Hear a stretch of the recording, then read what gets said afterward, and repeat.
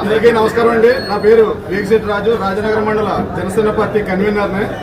మనకి భారతదేశానికి స్వతంత్రం వచ్చిన తర్వాత ఏ ప్రభుత్వము చేయనటువంటి దురాగతం, ఏ ప్రభుత్వం చేయనటువంటి అవినీతి, ఏ ప్రభుత్వం సాగినటువంటి రాక్షస పాలన గత వైసీపీ ప్రభుత్వం 2019 నుంచి 2024లో కొనసాగించడం వల్ల ప్రజలందరూ విసిగిపోయి ఈ రాక్షస ప్రభుత్వాన్ని ఇంటికి పంపాలని దృఢ సంకల్పంతో పెద్ద ఎత్తున ఒక ఉద్యమంలో చేపట్టి వైసీపీ ప్రభుత్వాన్ని ఇంటికి పంపడం జరిగింది.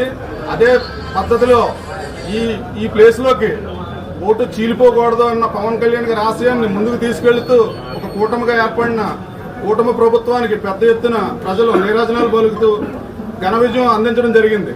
ఈ కూటమి ప్రభుత్వం ఏర్పడిన తర్వాత ఏదైతే సూపర్ 6లో పథకాలు ఉన్నాయో, మొదటి నెల 7,000 ఇస్తామన్నారో ఖచ్చితంగా అందించారు. తర్వాత ప్రతి నెల 4,000 ఇస్తామన్నారు, అందించారు. దీపం పథకంలో భాగంగా ప్రతి సంవత్సరానికి 3 గ్యాస్ సిలిండర్లు ఉచితంగా అందిస్తామన్నారు, అందించారు. ఉచిత ఇసుక అందిస్తామన్నారు, అందించారు. అలాగే గ్రామాల్లో రోడ్లు కానీ, డ్రైన్లు కానీ, వీధి లైట్లు కానీ ఒక క్రమశిక్షణలో పెట్టి గ్రామీణాభివృద్ధి సాధించాలన్న పవన్ కళ్యాణ్ గారి ఆశయానికి అనుగుణంగా మనం ముందుకు వెళుతున్నాం.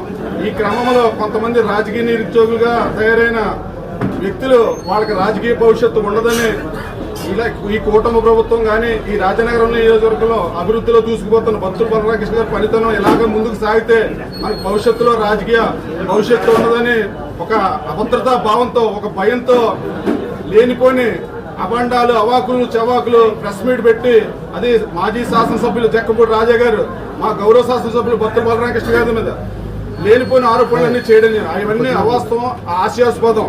ఎందుకంటే ఈయన వచ్చిన తర్వాత రోజుకు 15 గంటలు కష్టపడి రాజనగరం నియోజకవర్గాన్ని అన్ని రంగాల్లో మోడల్ నియోజకవర్గం ఎలా తయారు చేయాలని ఈయన ఒక పక్కన దూసుకుపోతున్నారు. ఎవరికి ఏ కష్టం వచ్చినా ఆయన సతీమణి శ్రీమతి బొత్తుల వెంకటేశ్వర గారు ఒక పక్కన కష్టపడుతుంటే ఆ అభివృద్ధిని చూసి ఓర్వలేక, దీన్ని తట్టుకోలేక ఎట్టి పరిస్థితుల్లోనూ దీన్ని ఇక్కడ ఏదో కుట్ర పన్నాలని చెప్పి అలాగే ఈ కూటమి పార్టీల మధ్య చిచ్చు పెట్టాలి, ప్రజలకు ఏదో తప్పుడు సంకేతాలు అందివ్వాలని ఇవ్వడం జరిగింది. దాన్ని మేము తీవ్రంగా ఖండిస్తున్నాం. అలాగే ఆయన మాట్లాడుతూ బాబాసాహెబ్ అంబేద్కర్ గారు ఓడిపోయారు, నేను ఓడిపోయారని ఆయనతో పోల్చుకోవడం జరుగుతుంది.